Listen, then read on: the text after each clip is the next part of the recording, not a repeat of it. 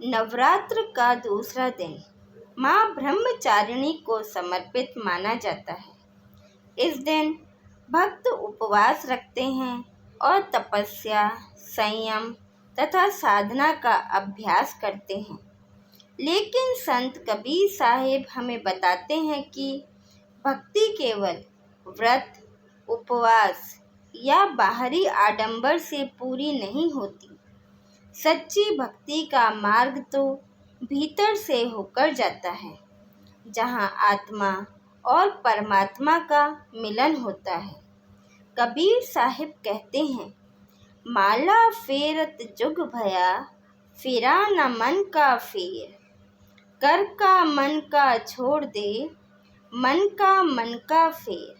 अर्थात कोई व्यक्ति जीवन भर हाथ में माला फेरता रहे, लेकिन यदि मन को नहीं बदलता तो उसकी साधना अधूरी रह जाती है।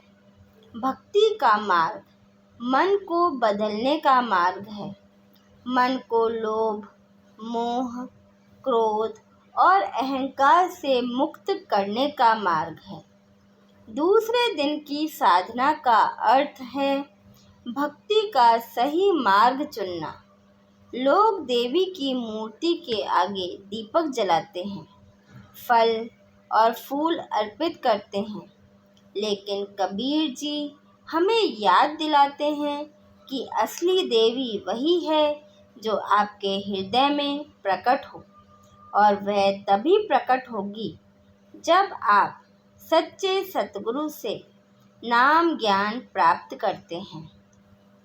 कबीर साहिब कहते हैं, गुरु बिन ज्ञान न उपजे, गुरु बिन मिले न मोक्ष। गुरु बिन लखे न सत्य को, गुरु बिन मिटे न दोष। इसलिए नवरात्र के दूसरे दिन का असली संदेश है सतगुरु की शरण में जाकर अपने जीवन की दिशा बदलना। भक्ति का मार्ग गुरु दिखाते हैं। बिना गुरु के भक्ति केवल अंधविश्वास और परंपराओं में खो जाती है। आज बहुत से लोग व्रत रखते हैं, कई बार भूखे रहते हैं, लेकिन अगर मन में द्वेष, ईर्ष्या और पाप भरे हों तो यह उपवास व्यर्थ है। सच्चा उपवास है बुराइयों से दूर रहना और भक्ति में मन लगाना। कबीर जी का जीवन हमें यही शिक्षा देता है। उन्होंने कहा, पाहन पूजे हरि मिले, तो मैं पूजू पहाड़। ताते तो चाकी भली, पीस खाए संसार। यदि पत्थर पूजने से भगवान मिलते तो वह पहाड़ को ही पूज लेते, लेकिन सच यह है कि परमात्मा केवल सच्चे नाम, ज्ञान और भक्ति से ही मिलता है। इसलिए कबीर जी बाहरी दिखावे से हटकर भीतर की साधना पर जोर देते हैं।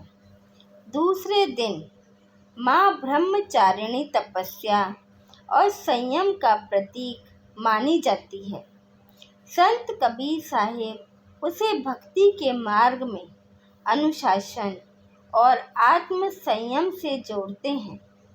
वह कहते हैं, यदि साधक संयमित हो, सच्चे मार्ग पर चले, तो उसकी आत्मा इतनी शक्तिशाली हो जाती है कि परमात्मा स्वयं प्रकट हो जाता है। भक्ति का मार्ग आसान नहीं है, लेकिन यह सबसे सच्चा और सबसे सुंदर मार्ग है। तो भाइयों और बहनों, नवरात्र के दूसरे दिन हमें यह संकल्प लेना चाहिए कि हम केवल व्रत और बाहरी पूजन तक सीमित ना रहें, बल्कि सच्चे भक्ति मार्ग की ओर बढ़ें। सतगुरु से नाम ज्ञान लेकर अपने मन को शुद्ध करें और अपनी आत्मा को मजबूत करें। कबीर साहिब की वाणी हमें यही प्रेरणा देती है। भक्ति बाहर नहीं, भीतर से होती है। नवरात्रि का हर दिन एक आध्यात्मिक यात्रा है। पहला दिन हमें संकल्प लेने का साहस देता है और दूसरा दिन हमें तपस्या और संयम की राह दिखाता है। माँ ब्रह्मचारिणी हमें सिखाती है कि ज्ञान और शक्ति सिर्फ बाहरी आडंबरों से नहीं बल्कि आंतरिक शुद्धि से प्राप्त होती है और यही बात संत कबीर ने सदियों पहले समझा ली थी। कबीर जी ने हमेशा बाहरी दिखावे का विरोध किया। उन्होंने कहा, माला फेरत जुग भया, फिरा न मन का फेर, कर का मन का डारी दे, मन का फेर। सच्ची भक्ति क्या है? कबीर जी के अनुसार सच्ची भक्ति है मानवता की सेवा। जब आप किसी भूखे को खाना खिलाते हैं, किसी ज़रूरतमंद की मदद करते हैं, तब आप सीधे ईश्वर की सेवा करते हैं। यही है सच्ची तपस्या, यही है सच्चा संयम। तो इस नवरात्रि माँ ब्रह्मचारिणी की पूजा करते समय आइए हम कबीर जी के इन विचारों को भी अपने जीवन में उतारें।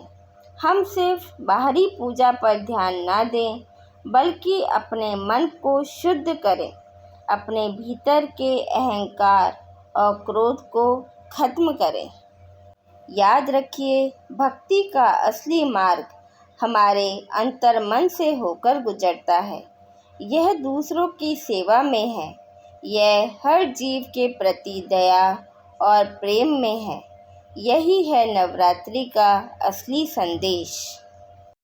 अगले एपिसोड में हम समझेंगे तीसरे दिन का महत्व और कबीर जी की दृष्टि से साधना का गूढ़ रहस्य। हमारे साथ बने रहने के लिए धन्यवाद। सत साहिब।